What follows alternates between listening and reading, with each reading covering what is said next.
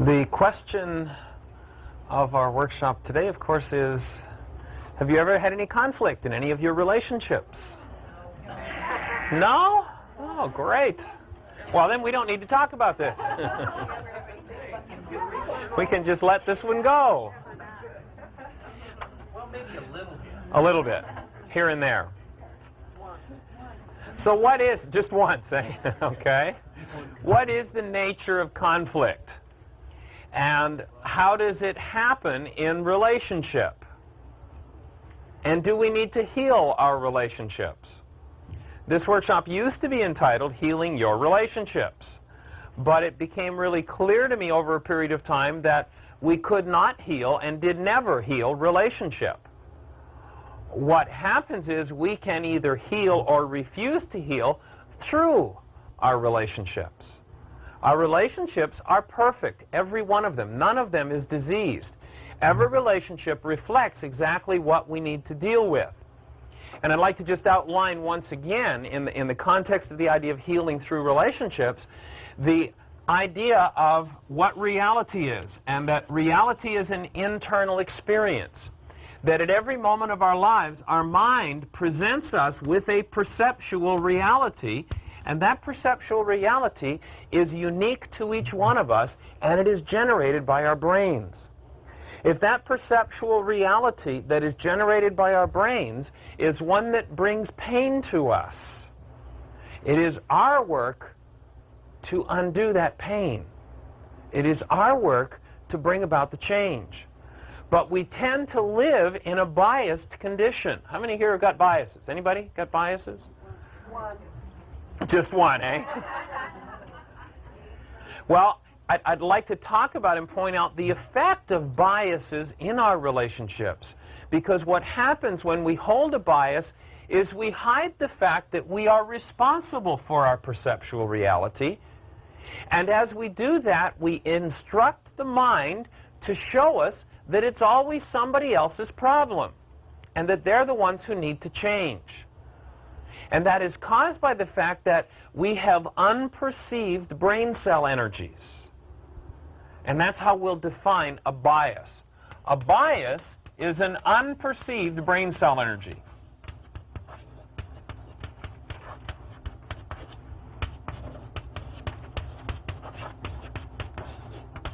Whenever there's something firing in brain cells that does not get into our perceptual reality, we will have a biased view of what is happening in our lives. And we will not see correctly. And we'll see that our pain is inflicted upon us by someone else. There are four major effects of biases as it relates to relationship and to ourselves that I'd like to talk about. And the first effect of a bias is that biases distort your perception.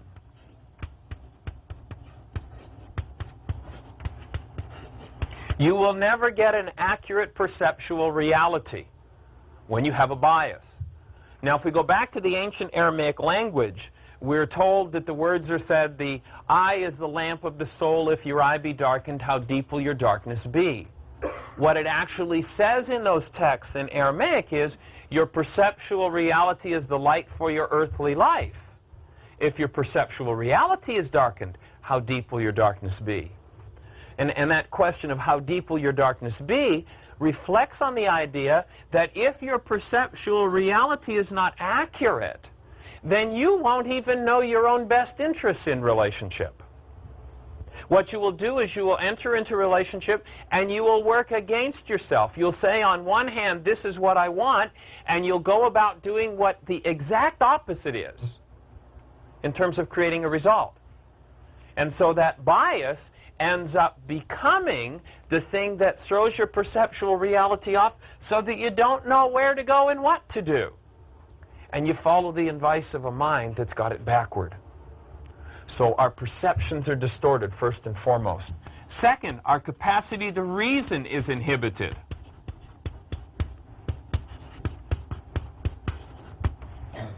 When we hold a bias, it's impossible to reason correctly. It can't be done. because there's information that will not be available. Third effect is that it is what our diseases are made of. Every bias that we hold is a dis-ease energy within our system.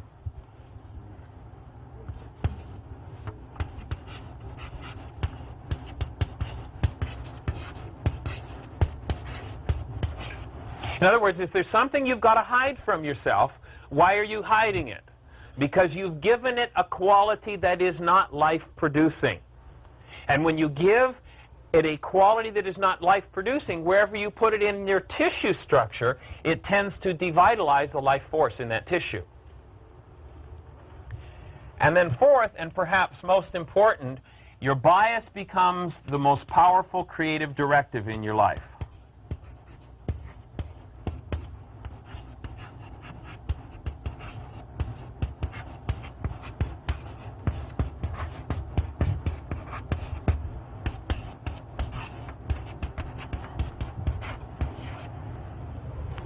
Now, I'd like to tell a story that illustrates number one and number two, how perception is distorted and how reason is inhibited by our biases. And I'm going to tell you a story, and as I tell this story, I'm going to ask a question. My request, so that everyone gets to experience running the story through their minds and seeing what they come up with, my request is, if you have an answer to my question, that you just keep that answer to yourself, so that everyone else has a clear space to think about the question that I'm going to ask. And the story is a story about a man and his son. This man is a surgeon, a doctor, and his son, and one day they go out for a drive. They're in an accident. It's a severe accident. The father, the surgeon, is killed. The son is critically injured. They take the son, race him into emergency surgery, and the surgeon on call scrubs to perform surgery, walks over to the boy on the table, looks at the boy and says, "My God, this is my son. I can't operate on him." Now, how is that possible? If you have a question and answer, please keep it to yourself. But how is that possible? And then, let me ask another question. Are all surgeons men? All of a sudden, click, it's obvious who the surgeon on call was, isn't it? Now, why wasn't it so obvious before I asked that question? Notice that something you don't even believe acts as a bias in your mind because of the way our culture has programmed us. Most of our biases, when we confront them directly, we don't believe, but they still distort our perception and inhibit our reason. How is that? Why does that happen? Well, let's look at the way the mind works. The mind organizes information in files. And when information is organized in a file, all information that is like any other information goes into the file with that information. And when a question presents itself, that question that's presented is an energy, and we know that the mind operates by resonance. That is, by energy exchange. If I set up a frequency with my voice and it matches something in your brain cell structure, that in your brain cell structure will resonate or fire. It will actually take on some of the energy of my voice through that law of energy exchange, through that law of resonance. And when we hook files up together, we do it through resonance. When we hook ideas together, we do it through resonance. And there's no choice about that process. For instance, I'm going to bring forward two words that you've probably never hooked together in one file. And I'm going to ask you not to think about a purple alligator. Okay? Don't think about one. Now, of course, what happens? You can't not think about a purple alligator. I just set up a resonance in your mind. There's a file on alligators and there's a file on purple. Now, if tomorrow morning Julie stood up when she does her session and said, "Don't think about a purple," what would everybody come up with? Alligator. Because the resonance, they're now hooked. They're linked together in your mind. And it's resonance that operates the mind. In relationships, when we cause one file, let's say that contains anger, to resonate at a time when we are perceiving someone, we hook them up with our anger. You know the kind of situation where I can't stand to be in the room with that person? It's what they resonate in me that I can't stand to be in the room with. And so when you see how perception is distorted and how things get hooked together, you really become inspired to clean up the way things are hooked together in your mind, especially in regard to your relationships. Because biases that are not even believed still inhibit reason and distort perception. Now, if I told that story about the surgeon a little differently, there was a woman who was a surgeon and her son, and they went out for a drive. There was a severe accident. The mother, the surgeon, was killed. The son was critically injured. They raced the boy into emergency surgery. The surgeon on call looked at the boy and said, "I can't operate on this boy. This boy is my son." What would 100% of the people say 100% of the time with zero hesitation? Who was the surgeon? It's obvious it was Dad, eh? Why wasn't it so obvious it was Mom? It's because of the way the mind works with resonance. Now, we've all got a file on doctors, right? We've all got a file on male surgeons and male doctors. Most of our experience, most of the brain cells we've had built have been built through experience with male doctors in this particular civilization. So predominantly, you know, let's look. You were probably birthed by a male doctor. Every sensory experience that you have brings an energy in and builds brain cells for that experience. So perhaps while you were in utero, your mother was cared for by a male doctor. You had those brain cells built. You're building brain cells in utero. At birth, you were birthed perhaps by a male doctor, and you watched Marcus Welby on TV, and you know, da-da-da-da-da-da. And so that file is built. And when a question about doctors comes along, that whole file resonates. Now, we all also have a file on female surgeons, right? We've all got one, but because of the way our culture is, we don't tend to have nearly as many brain cells in this file, the female surgeons, as in the male surgeons. So when the question is asked, what is the predominant resonant energy? How does the mind respond? It responds with this mass taking over the mind, and this which contains the obvious answer, obviously it was Mom, it was a female surgeon, that remains unperceived. Now people hear that story and they go, now wait a minute, now I know there's a little trick in there, what is it? There's no trick. It simply works with the resonance of the mind. And when we have a mass that resonates, and that mass is much larger than this smaller mass, when we have the file on male surgeons quite large, and the file on female surgeons is quite tiny, then the predominant resonant energy takes over the so-called reasoning process. And is there any reasoning there? No. The capacity to reason has been lost because something's unperceived.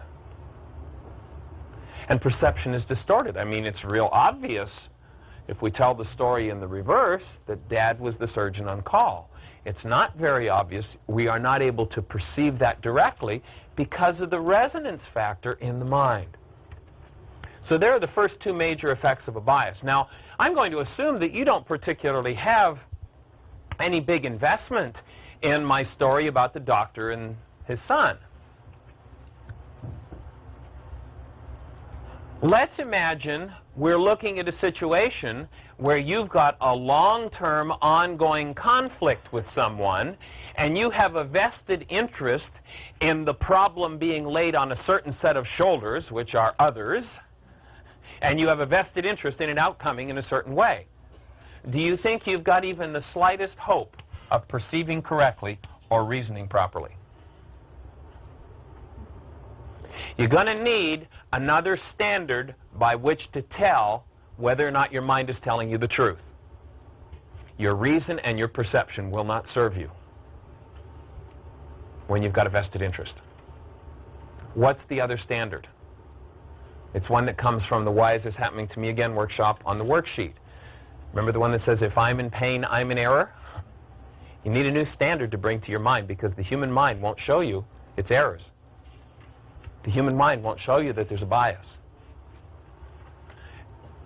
And so we really need to let ourselves be aware of If I'm in pain, I'm in error. Now, my biased mind would say, if I'm in pain, somebody out there did it, and I'm going to get even. I'm going to find them, and I'm going to straighten them out. They're going to pay for their mistake. But what we want to do is get to the point where we recognize, if I'm in pain, whatever my reasoning, so-called reasoning mind tells me, if I'm in pain, I've made a mistake. Whatever my perception says is the cause out there, I know that if I'm in pain, I made a mistake. And I need to start to make that a standard in my relationships. Because if I continue living in relationship and every time I'm in pain, I point my finger at somebody and say, you better change, guess what happens? I'm going to have to kick everybody out of my life. If in order for me to be at peace, I blame everybody else for what's wrong, I will never be able to live with anybody. Because sooner or later, they're going to resonate something in me that I haven't dealt with. And if I think it's their fault, if my biased mind shows me that it's them, then I'm going to forever blame them. And I will never be able to heal myself.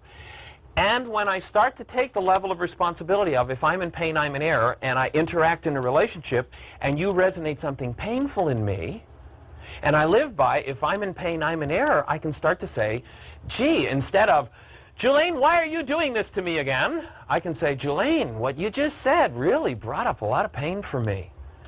Now, of course, my mind believes that you're the cause of my pain, but I realize that's my distorted perception and my inhibited reason. And what I want to do more than anything is heal. Will you support me healing? And all of a sudden, I don't have to attack her and make her bad and wrong and the cause. I can start to be an actual adult, like a real adult human being shows up here. I'm responsible. Now, I don't know how I'm responsible, but I want to start to heal. So now when you've got a new standard in relationship, if I'm in pain, I'm in error, then instead of having to blow everybody off by blaming them when you're in pain, you start to invite everybody that brings your pain up for you to assist you in healing. Whew, what a difference in relationship. And you start to use responsibility communication in doing that. There's another workshop that we call Communication, Did You Hear What I Think I Said? And it teaches the difference between projection communication and responsibility communication. In this case with Julaine, in projection communication, I would say, Julaine, why did you make me so angry? Now, I've communicated a whole pot full to my mind and to Julaine when I made that statement. And here's what my mind hears. Mind, don't show me that we're the cause of our own anger. Show me a reality that proves that Julaine caused my anger. Now, the mind is evidential.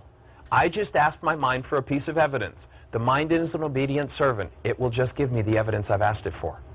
So I will always see that Julaine caused my anger. I, of course, have nothing to do with my anger, right? And I've communicated to Julaine, and if she accepts the assignment, she's going to end up hopeless and helpless in this relationship. Because what I communicated to her with that is, Julaine, I have a reality in my mind, and you're responsible for it. Fix it. Can she fix the reality in my mind? No. But if she accepts that assignment and tries, I mean, she is going to run herself to death trying to fix my reality and be responsible for it and figure out, what do I do next so that he won't be in pain? She can't do enough things to stop me from being in pain because my painful reality is internal to me. So if I use projection communication, sooner or later, I blow everybody in my life off. Whether they know it or not, when I say to them, why did you make me angry? I've communicated to them that they're the cause of my reality. And when you communicate to someone that they're the cause of your reality, the first thing they want to do is get away. It's like, make space. Because I know, even if I don't know what it is that I know that I can't be responsible for somebody else's reality.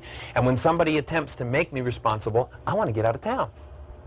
Virtually everyone intuitively does that. That's why we have so much separation in relationships. That's one of the major reasons for it. Now, if I move into responsibility communication, Julaine, what you said just brought a lot of anger up for me. I've communicated a whole other thing, both to my mind and to Julaine. Number one, to my mind I've said, I have a reality called anger. I'm responsible for it. Julaine brought it up. It's safe to show me my responsibility for my anger. Communication one. My evidential mind, my evidential reality is going to be a whole different story when I use that kind of communication. And what I communicated to Julaine, instead of she's the problem and she caused my anger, is, Julaine, you did something and that brought one of my realities up. And now the window's open for me to gather your support to assist me in healing it in this relationship. So what happens in this form of communication is the person that yesterday with the projection mind and projection communication who was the enemy, all of a sudden is your potential support team. She knows how to access a part of my mind that I've hidden from me. She's the greatest gift in my life. Now, if I'm in an ego state in projection, she's the last person I want to meet. But if I'm really ready to move into adulthood and move beyond childhood, she's the very person I need in my life. Especially if, with responsibility communication, I can enlist her in support in my life. Now, let's imagine that you and I are in a one-on-one situation, and I use projection communication. You know, what you said last night really made me angry. Feel that. How does that feel in your body? Do you want to be on my support team? Or do you want to go away? Probably want to go away. But when I change the communication to where I know I'm responsible for my reality, gee, you know, what you said last night really brought a lot of anger up for me. And what I'd like to do is heal my anger so we can have a clearer relationship. Will you help? How many are inspired to be on my support team now? You see the difference in that communication? And so what happens is the people that with projection communication you sent away, even though you didn't want to or intend to send them away, that's the effective projection communication in relationship. All of a sudden, it's now an invitation. And not that it'll work in every occasion, but in most situations, especially if there's the least bit of goodwill, when you communicate responsibly, when you move past your bias, and your standard is, if I'm in pain, I'm in error. If I'm in pain and I'm in a relationship, I'm going to go to the person I'm in relationship with and I'm going to communicate in some way, shape, or form, I've made an error because I'm in pain. Now, my mind tells me it was you, but I know better now because I have a different standard. I'm going to look past my bias. Will you help me find my bias and heal it? And what you'll find is most people want to rush right in and be there, and they'll support you. Now, if you've got the old form of relationship that was based on projection, it'll take some time. Oftentimes, there's a lot of sensitivity. It's like, oh, I don't trust this. But what you'll find is as you consistently communicate responsibly in your relationships, more and more people, number one, have the capacity to be there, and number two, want to be there. It's like, yeah, I can support you doing that. So look at the effect of bias on perception and reason. Perception and reason don't work properly when you've got a bias. How do you tell whether or not you've got a bias? Anytime you're in pain, you've got a bias. Because no one would inflict pain upon themselves if they knew what they were doing. Now, how would this work as far as disease? Okay, third effect of a bias. Obviously, when we hide something from ourselves, when we suppress something, we've suppressed it because we don't want to deal with it. The mind functions through every cell in the so-called body. Every cell is designed to store information. And wherever you store information, the quality of the information affects not only the function but the organic structure of the cell.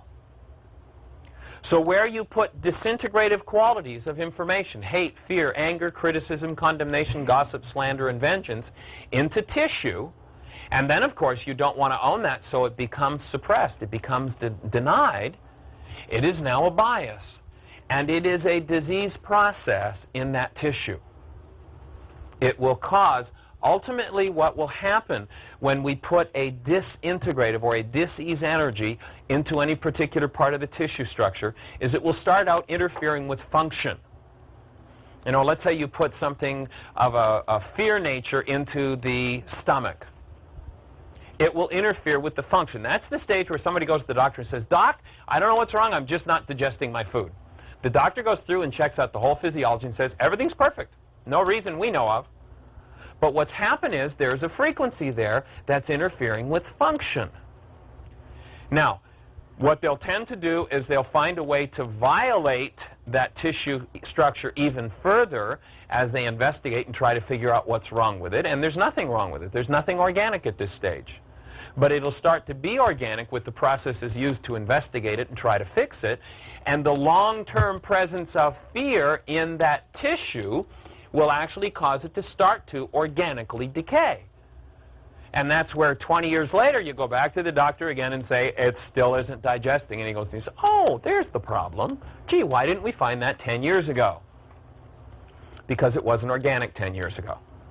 It takes time as the cellular structure regenerates itself. When you put an interfering energy into tissue, the next generation of cells come out with minor disturbance, functional disturbance. If we continue the irritation or the disturbance on a cellular level, the next generation of cells deteriorate, deteriorate, deteriorate, and over the long term you will have total organic dysfunction. So our biases, we want to be able to look at and bring them forward, because whatever tissue those energies are stored in create disintegration on a tissue level. And I don't care if it's the big toe or the ear, wherever it is. There is only one disease, and that's the presence of an energy where it doesn't belong. Forgiveness ultimately is how we remove the energies that don't belong. Now, of course, we're not going to talk a lot about the forgiveness process in this particular workshop. That was our topic in Why Is This Happening to Me Again? Suffice to say that that's one of the major tools for working with those energies that cause disease. And then number 4, effect of a bias. Now, there are a myriad of other effects, but at this point we want to look at these basic 4. It becomes the most powerful creative directive in your life. What you hold as a bias is unconscious. It's hidden. It is not available. And when we hold unconscious information, in the ancient teachings, the unconscious, as we said earlier, is the heart. They said, take care of the heart, for out of it are the issues of life. What were they saying? They were saying that whatever you hide in your heart or your unconscious is what you will create your life out of. It's exactly what's going to show up in your life. It's exactly the energy that will reach out and attract others to you. You know, the fact that you hold a memory of something in your structure means that there's an energy there. All energy is in motion. So every reality held in your mind is an energy, and those realities set up energy fields. Life is a giant energy field and creates an attraction or a resonance with like energy fields. Now, let's imagine, and the way that a lot of people in this civilization have been brought up, if they look at their file on family and intimate relationship, what they experienced was relationship is about pain. Relationship is about dad getting drunk and verbally abusing mom. Relationship is about dad abusing mom. Relationship is about mom hitting back. Relationship is about little kids being abused. Relationship is about fighting. Relationship is about not having enough money. Home is about a place where fights happen. And that all too often is the experience of the individual. And that's their file on family relationship. Now, a lot of that experience is very painful, so it is well suppressed and hidden. When it's suppressed and hidden, it goes to the heart level. It's now a bias. And what kind of relationship do you suppose this person is going to create?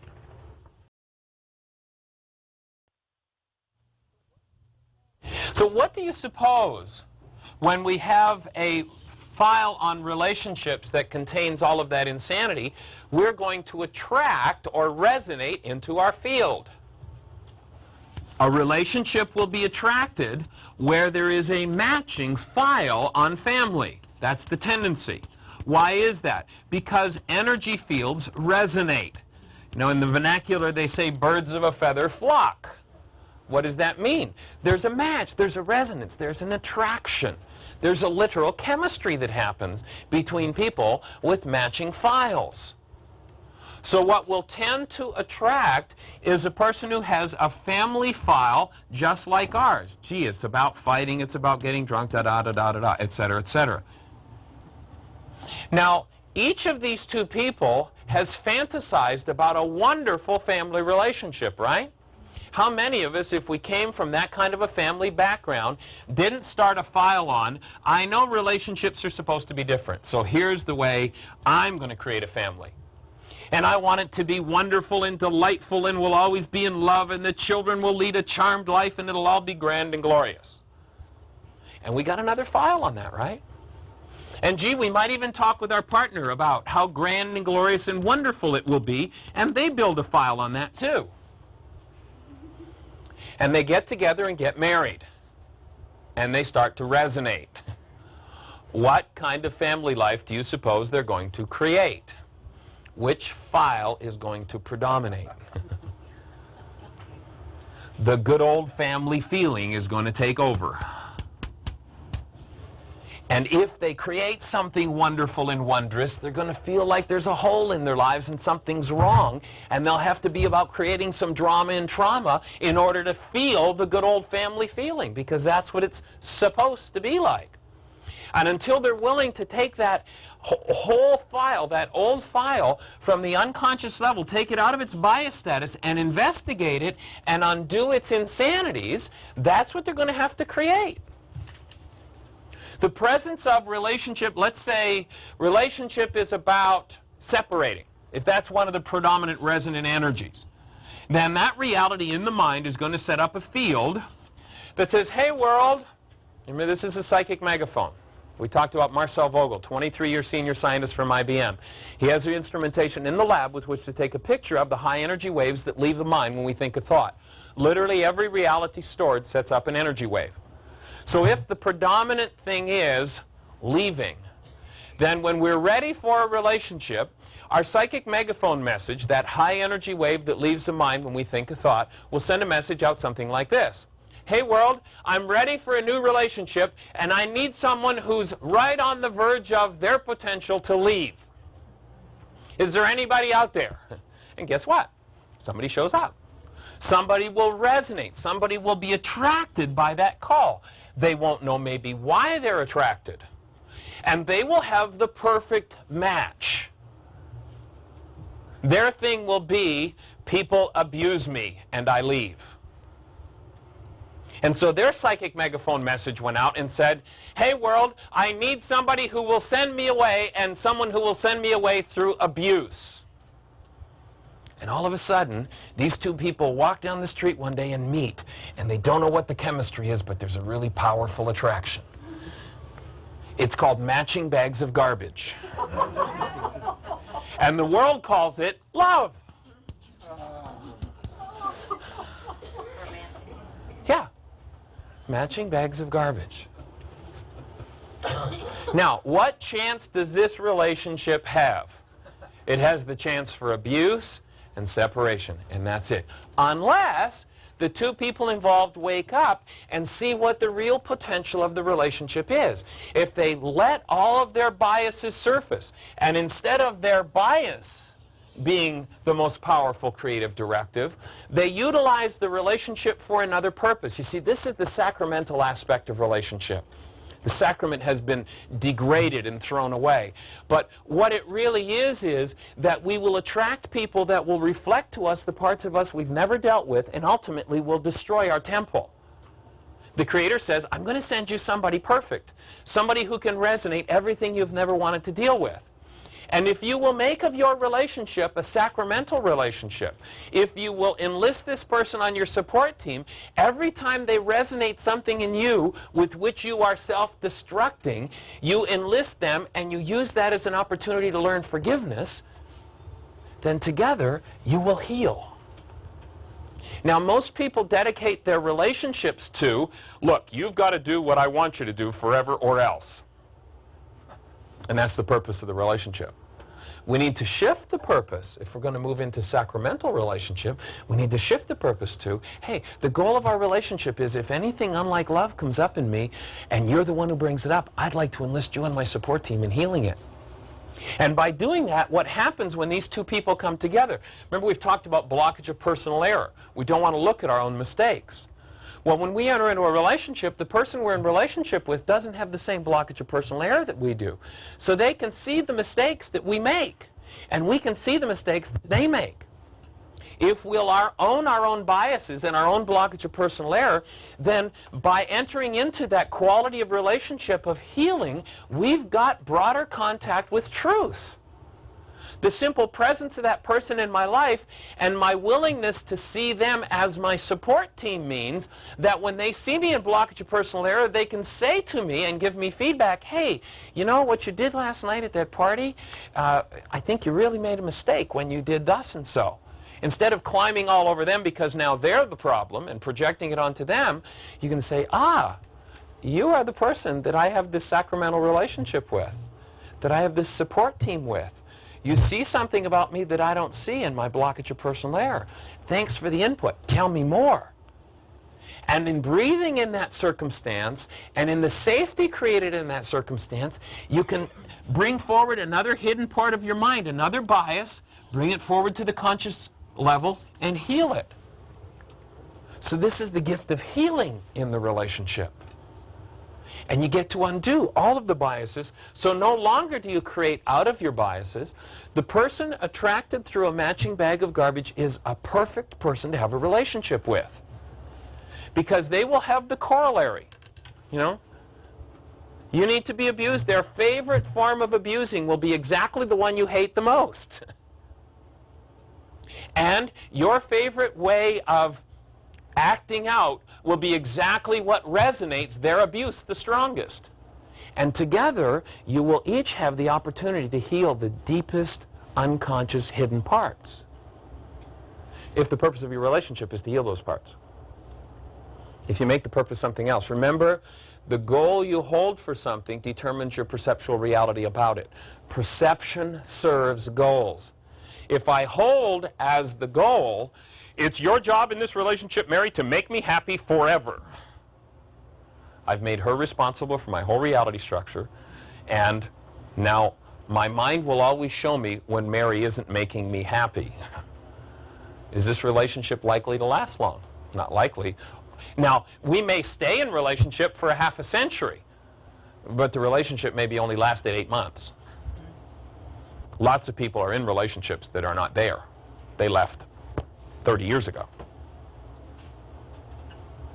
But when I make the purpose of the relationship, no, the purpose for you is not to make me happy. The purpose that we share in our relationship is a support team. When I'm feeling less than love, I'd like to learn how to remove that from my system. Will you help? Then every time I'm feeling less than love, I go to my support team. I don't try to push her away because she's the problem. And vice versa, she doesn't push me away because I'm the problem. She can acknowledge and share with me her deepest intimate heart. Hey, I've got some painful realities going on. And yeah, it looks to my mind like you caused it, but I'm feeling it, so it must be me. So now we move into a support team mode. And that's the real relationship. And that's the quality of relationship that we heal through. As the title of the workshop is, Healing Through Relationship. And ultimately, every relationship becomes that opportunity. If we start to see the benefit of that, then we can take our relationship with the neighbor next door, the boss down the road, whoever, wherever, and those people become a catalyst for us to see the realities we're holding that don't belong in our system. And as we start more and more to see the pattern in our relationship, we can start to undo the unconscious patterns and bring healing. So what I'd like to do is an exercise. And if you would take a fresh sheet of paper and divide the page in two. And as you divide the page, or pardon me, don't divide the page in two. Excuse me. Start over. Cancel. Let's imagine this is your page. Want to divide it this way into 3 equal sections. Section 1, Section 2, and Section 3. Now, each of the scenarios that I'm going to ask you to write about, what I would ask is to keep it very brief. A lot of people want to write like a novel with this exercise. And we don't need to write a novel. What we'll ask you to do is just keep it short, 1 line, perhaps 2 at most. And what I'm going to ask you to write about is your 3 earliest memories of conflict.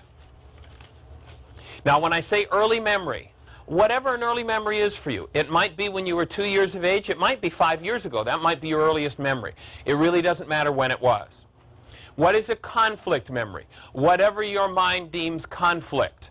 It may be you standing back watching mom and dad argue. That might be a conflict that you remember from being a child. It might be you in conflict with someone else directly. It really doesn't matter. Whatever your mind defines as conflict. And make it, if you would, a specific memory, not a general, I can remember when I was a kid, my brother used to pick on me. Okay, that's too general. We want a specific. Oh yes, I remember I was a kid one day, I was coming home from school, my brother was hiding in the apple tree, he jumped on my back and beat me up. Okay, that would be a specific memory of conflict. And all you want is one line, a max of 2. Keep it short and sweet.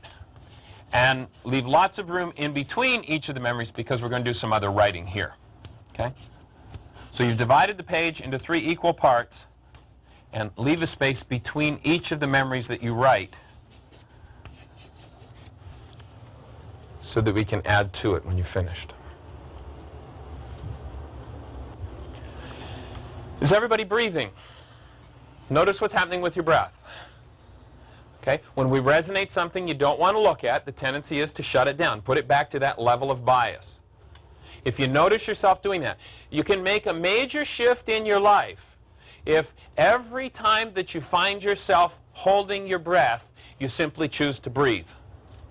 You'll come in touch with a whole other part of yourself that remains hidden and directs your life, takes conscious control away from you. So just consciously choose to breathe and write your 3 earliest memories of conflict.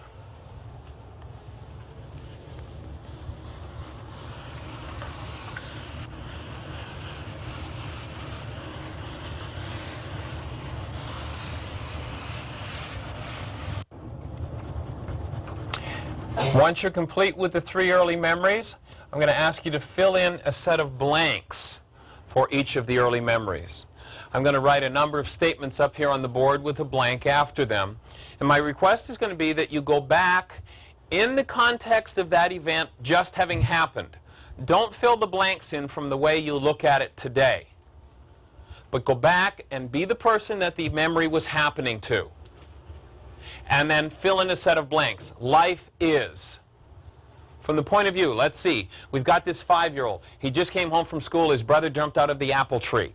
What is his conclusion after just being beat up by his brother about life? Life is painful. I am weak and helpless.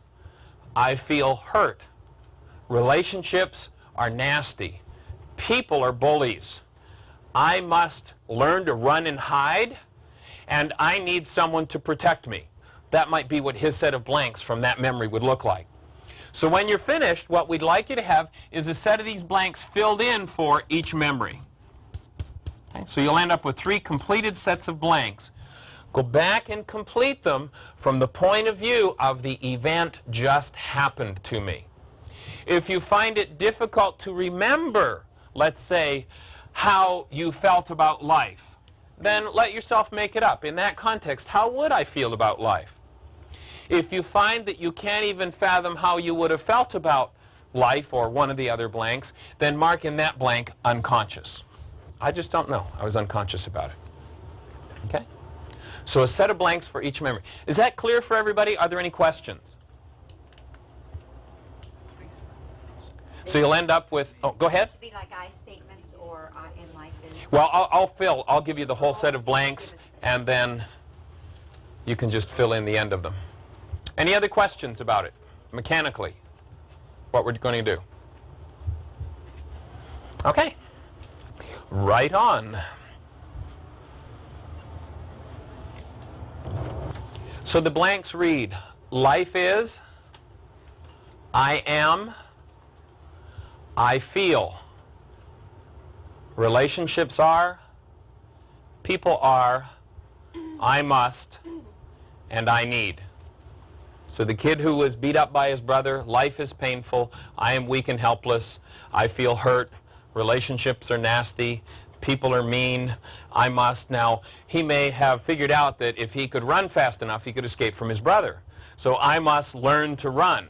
Or he might have had a different conclusion. I've got to get big and strong and be able to beat my brother up. And he may have run to mom who protected him. So I need someone to protect me. Might be what that set of blanks looks like for him. Okay. And if you're listening to this on the tape, you can now switch the tape off while you do the exercise. All right, so let's take a look at the blanks that you've filled in. And my request is that you take a look at your answer to life is in blank 1, blank 2, and blank 3. Do you see any similarities? Yes. How did I know, eh? Why aren't you smiling? Blank 2, I am. Do you see similarities? No? Yes? Predominant yes. I feel. Do you see similarities? Relationships are, people are, I must, and I need. You see a pattern developing.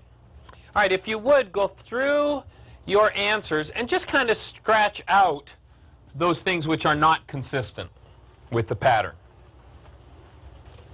That'll allow you to take a clearer look and be able to observe the pattern more directly.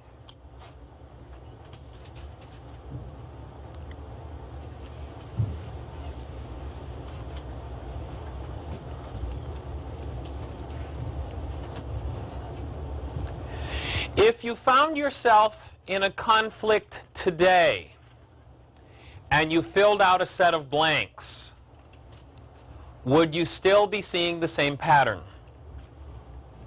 No? Yes? No? No? So we got a couple of no's, but mostly yeses. All right. Now, if we put it into projection language, the way most of us have been taught to do relationship, they did it to me. So let's assume projection language. If you thought about who did it to you in your early memories, and who's been doing it to you today, is it the same person? No? No? No? So pretty much a predominant no. It was somebody different today compared to who did it to your early memories.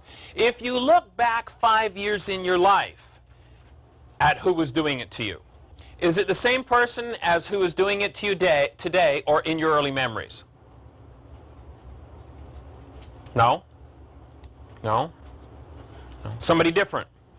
Okay, if you go back 10 years ago at who was doing it to you, is it the same person as early memories today or 5 years ago? Got one or two yeses, but still mostly no's. If you go back 20 years ago, is it the same person as early memories today, 5 years ago, or 10 years ago? Is it the same person? No? No? Somebody different? One or two yeses, but mostly no's. Okay, so notice that for most of you, somebody did it in your early memories, somebody did it 20 years ago, somebody did it 10 years ago, somebody different did it 5 years ago, and somebody different is doing it today. I would like you to notice how much cooperation you're getting. And I would like you to look at how much power it takes to pull that many people in over that long a period of time, and they all know what to do to you. That's a lot of power. And I would offer that when you emotionalize a chunk of mind energy, such as you did in those early memories, you set up a pattern of reality in your mind. And that emotional pattern, look at that word emotion, energy and motion, that emotion intensifies the mind energy and amplifies the wave that goes out and asks somebody to come in and do it to you. Who's going to keep coming into your life? The people that are in resonance with the patterns that you send out. And when you recognize that, then you have an opportunity to start to change those patterns. It takes a lot of power to attract that many people over the period of a lifetime and get them all to do the same thing to you. Now, I don't know exactly how that translates to you or what that means to you, but my conclusion when I see that is this. I am a creator, and life cooperates with whatever emotionalized mind energy I hold in my field. I am a creator, and life cooperates with whatever emotionalized mind energy I hold in my field. Now, do you suppose that if you changed all of the mind energy that came from those early memories, do you suppose that if you took them out of the bias level, out of hiding, and really owned them in your life today and changed them to constructive mind energy, that life would cooperate with you having constructive experiences as much as the destructive patterns? Yeah. That's what life wants to do. Think about it. How many times have you been attracted to someone and you want to play out a loving relationship with them, and you get within 10 feet of them, and all of a sudden something else breaks loose in your mind and you find yourself doing it to them again? It's like you walk away scratching your head. It's like, that's not what I wanted to do. What happened in that case? What usually happened is their psychic megaphone, the message from them that said, abuse me, became a more powerful resonant energy in your mind, and that resonance in you brought forward a form of abuse that you held, and when it came forward, you were knocked unconscious, and you did it again. You lost your power of choice, and you played out the unconscious pattern with them. Now, when you rid yourself of those unconscious dynamics, life will love to have a wonderful, exciting, qualitative relationship with you. And will do it just as willingly and just as easy as the garbage happens. But we've got to be willing to own and look at our biases and heal our biases. Because the unconscious messages that we send to others, for the most part, create their inclinations. In other words, if I expect abuse and I set up a field that says, uh-oh, in this type of relationship I always get abused, if they have the least potential for abuse, there's going to be a resonance in their mind of that abuse, and that abuse will come forward to the conscious level, and that inclination will drive them, oftentimes against their will. They'll be abusive and go away afterwards saying, damn, I don't want to abuse anymore. I want to stop this. Now, one of the goals is to be able to dismantle every form of abuse you hold in your mind so that you're not capable of it. To dismantle every form of offense so that you're not capable of offense.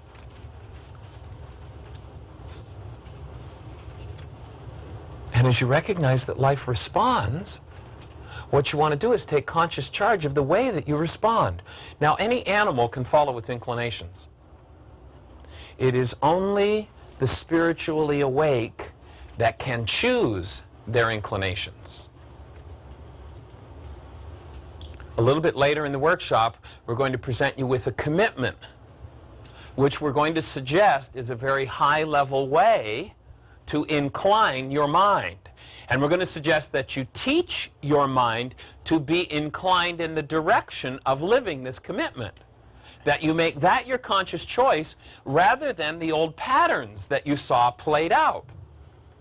The tendency is, and as the worksheet says in the forgiveness worksheet process, or the reality management process, where it speaks about what is it that inclines you? What is the family motto?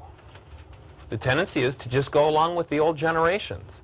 And we want to undo the old generations, the old causes in our minds, so that even if someone comes along and says, abuse me, there's nothing in me to resonate with it.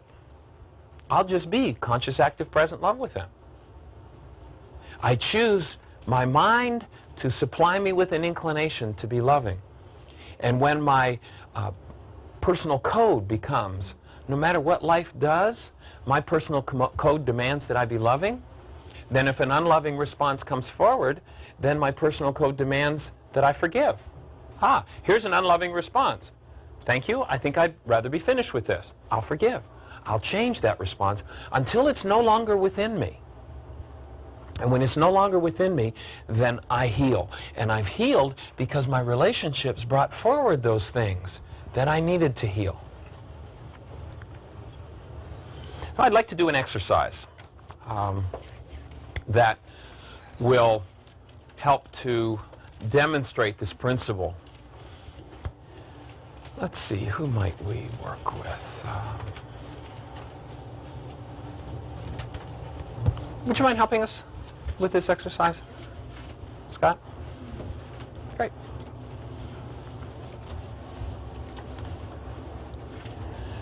So what we're going to do, Scott, is we're going to ask you to leave the room. And we're going to give you some instructions when we're outside the room.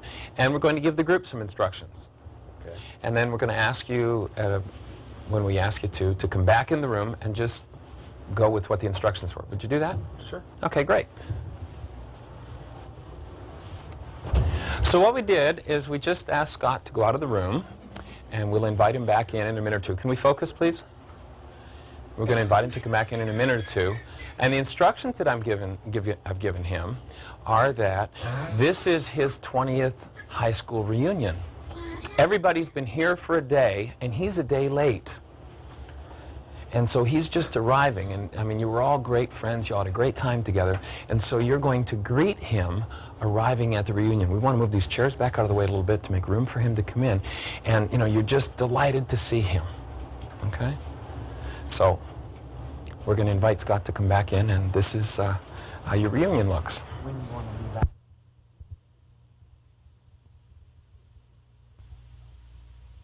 How do you feel?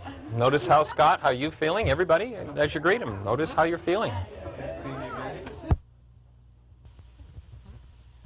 The second time in just a moment, and it's the same scenario. High school reunion, 20th high school reunion. Everybody, you know, you're good friends, and so you're going to greet him once again. So let's get Scott to come in one more time. Okay. Did anybody notice any difference between the first time and the second time? What did you notice? He was like a question mark. Well, I can't Okay. believe it. Okay. He was waiting for something to happen. He's waiting for the fall. It all How did you feel greeting him? So everybody, and it sounds like pretty much everybody got the impression he was waiting for the shoe to fall. That's a good way to say it. Well, yeah, that he was just. How did you feel greeting him with that energy? Did anybody notice a difference? You felt put off? What did you feel? You stepped back. You felt cautious? Anyone else? How did you feel? I was questioning what would happen, what he was going to do differently. You were wondering what he was going to do differently. And how did that influence your inclination toward him in greeting him? A little, yes. So you're indicating reserved. Okay, so you kind of kept back. Okay, and for you? How was that for you, Alice? Well, he came in with a question mark on his head. I mean, he looked like he was wary. You could see that. And that made me reflect what he was doing, a wariness about me, because I wanted to step back away from him. And he offered me my hand, and I hesitated to give it to him. Okay, so you felt that he reflected your wariness, and you wanted to step back? He was wary. I reflected it. Okay, so you reflected it. And when he reached out his hand to you, you were kind of like, I wasn't sure of myself. It turned into an unsureness. Okay, so for you it was an unsureness. Okay, anyone else? In the way you responded to him the second time compared to the first? You didn't see a difference? Okay, that's fine. That's just whatever was. Anyone else? Yes? So there were so many people flocking around him when he came in the first time. I didn't go. But the second time I thought, there's more room for me. Now I get to greet him. So the first time everybody flocked around, and the second time there weren't as many people around him, so you got up and had the chance. Okay, so now, the only difference between the first time and the second time in any of the instructions was, I told Scott that he was the smallest kid in the class, and what you had decided to do to him was, what you used to do to him was get him down and tickle him, and he hated it. And you were going to look for the opportune moment. Notice how everybody felt that one little chunk of mind energy that was just made up on the spur of the moment. Notice how it created your inclination. Throw him on the floor and start tickling him.